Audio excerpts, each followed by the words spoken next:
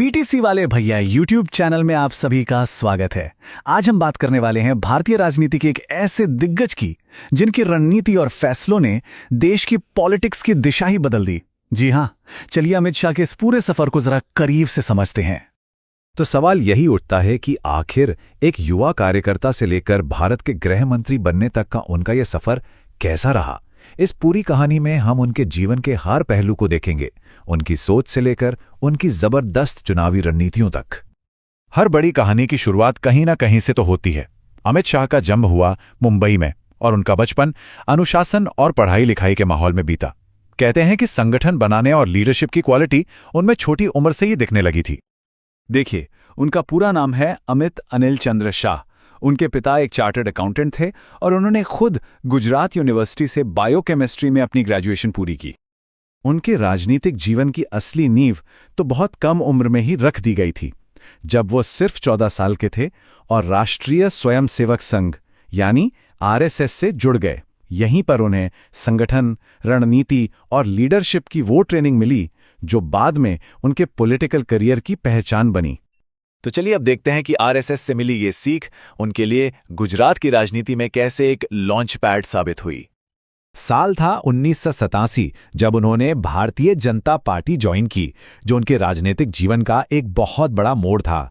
फिर 90s के दशक में जब लालकृष्ण आडवाणी जी की प्रसिद्ध रथ यात्रा निकली, तो उसमें उनकी सक्रिय भूमिका ने उन्हें गुजरात बीजेपी के एक ताकतवर नेता के रूप में पहचान दिलाई। गुजरात में ही उनकी और नरेंद्र मोदी की वो राजनैतिक साझेदारी बनी जो आज भारतीय राजनीति की सबसे सफल जोड़ियों में से एक मानी जाती है। वो ना सिर्फ मोदी जी के सबसे भरोसेमंद सहयोगी बने, बल्कि 2001 के बाद गुजरात में पार्टी हो या सरकार, दोनों को मजबूत करने में उनका बहुत बड़ा हाथ रहा। यही नहीं, गुजरात सरकार में वो पूरे 1 दशक तक मंत्री रहे। इस दौरान उन्होंने होम, ट्रांसपोर्ट, लॉ और जेल जैसे कई अहम विभाग संभाले, जिससे उन्हें प्रशासन का एक गहरा अनुभव मिला। और गुजरात में मिला यही अनुभव उनके लिए राष्ट्रीय राजनीति में एक बड़ी छलांग का आधार बना। साल 2014 में उन्हें बीजेपी का राष्ट्रीय अध्यक्ष बनाया गया और इस पद पर वो 2020 तक रहे।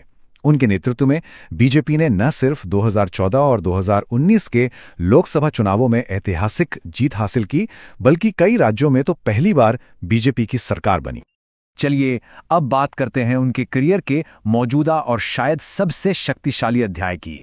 2019 में जब वो केंद्रीय गृह मंत्री बने तो उन्होंने कुछ ऐसे बड़े फैसले लिए जिन्होंने देश की सियासत में हलचल मचा दी। चाहे वो जम्मू कश्मीर से धारा 370 को हटाना हो, या नागरिकता संशोधन कानून यानी सीएए को पास कराना हो, या फिर आतंकवाद और नक्सलवाद पर उनका कड़ा रुख, ये सभी फैसले उनके कार्यकाल की एक बड़ी पहचान बन चुके हैं। तो आखिर आम लोगों की नज़र में अमित शाह की छवि कैसी है? क्या चीज़ उन्हें परिभाषित करती है? उन्हें अक्सर आधुनिक भारतीय राजनीति का चाणक्य कहा जाता है। ये निकनेम ही उनकी जबरदस्त राजनीतिक रणनीति और दूर की सोच को बयां करने के लिए काफी है। देखिए, ये स्लाइड उनके व्यक्तित्व को एकदम सटीक तरीके से बताती है। एक मजबूत रणनीतिकार, इलेक्शन मैनेजमेंट के मास्टर और एक ऐसा निर्णायक नेता जिनकी पार्टी और सरकार दोनों पर जबरदस्त पकड़ है। उनकी इस राजनीतिक शख्सियत से अलग अगर उनके परिवार की बात करें तो उनकी पत्नी का नाम सोनलदेन शाह है और उनके बेटे हैं जय शाह, जो इस समय बीसीसीआई के सचिव के पद पर हैं। तो कुल मिलाकर देखें तो अमित शाह की कहानी एक साधारण पार्टी कार्यकर्ता से देश के गृह मंत्री बनने तक की एक असाधारण यात्रा है।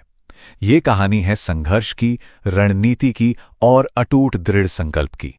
तो अब सबसे बड़ा सवाल यही है कि अमित शाह की इस राजनीतिक कहानी का अगला चैप्टर क्या होगा। खैर, इसका जवाब तो सिर्फ वक्त ही देगा। ऐसे ही और वीडियोस के लिए बीटीसी वाले भैया यूट्यूब चैनल को सब्सक्राइब जरूर करें। मिलते हैं अगले वीडियो में, तब तक के लिए टाटा बाय नमस्कार।